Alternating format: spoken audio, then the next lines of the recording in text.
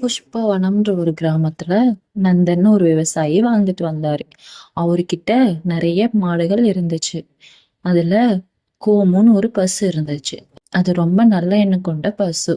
யாருக்கு வேணாலும் என்ன உதவி வேணாலும் எப்ப வேணாலும் செய்யும். ராணி, வா நம்ம பக்கத்து காட்டுல போய் புல்லு மேய்ஞ்சிட்டு வரலாம்.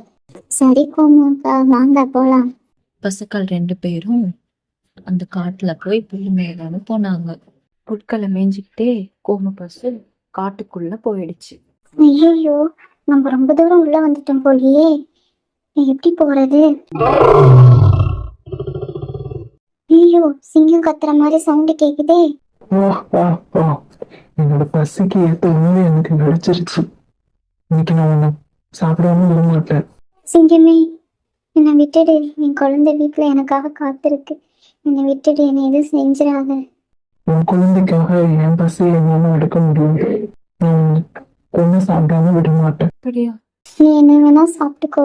ஆனா ஒரே ஒரு தடவை நான் போய் என் குழந்தைய மட்டும் பார்த்துட்டு வந்துடுறேன். உன்னை பார்த்தா நீ சொல்றது செய்வேன்னு தோணுது. போயிட்டு சீக்கிரமா வா. கோமு பசு தன்னோட குழந்தைய பார்க்கறதுக்காக வீட்டுக்கு போனது. ரொம்ப சோகமா அந்த கோமு பசுவை பார்த்து, என்னாச்சு, எங்க போனேன்? நான் மேய்ஞ்சிட்டே காட்டுல ரொம்ப தூரம் உள்ள போயிட்டேன். அங்க ஒரு சிங்கத்துக்கிட்ட மாட்டிக்கிட்டேன். இந்த சிங்கம் எனக்கு சாப்பிடுவேன்னு சொல்லி இருக்குது. என் குழந்தைய நான் பார்த்துட்டு வந்துடுறேன். அதுக்கப்புறம் என்னை கொண்டு சாப்பிட்டுக்கிறேன்னு நான் சொல்லிட்டு வந்துருக்கேன். நான் போனதுக்கு அப்புறம் என் குழந்தைய நீங்க பத்திரமா பார்த்துக்கோங்க.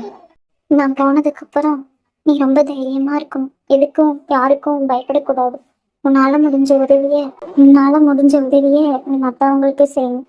சொன்ன சொல்ல எப்பவுமே காப்பாற்றணும். சரியா? அம்மா போயிட்டு வரேன்.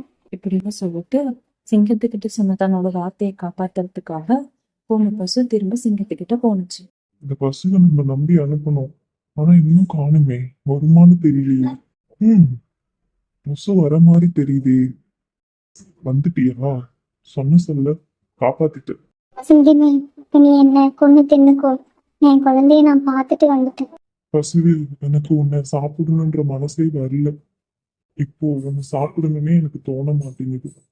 சொன்ன சொல்ல காப்பாத்துறதுக்காக உன் உயிரை கூட நீ பெருசா நினைக்காம போயிட்டு வந்திருக்க.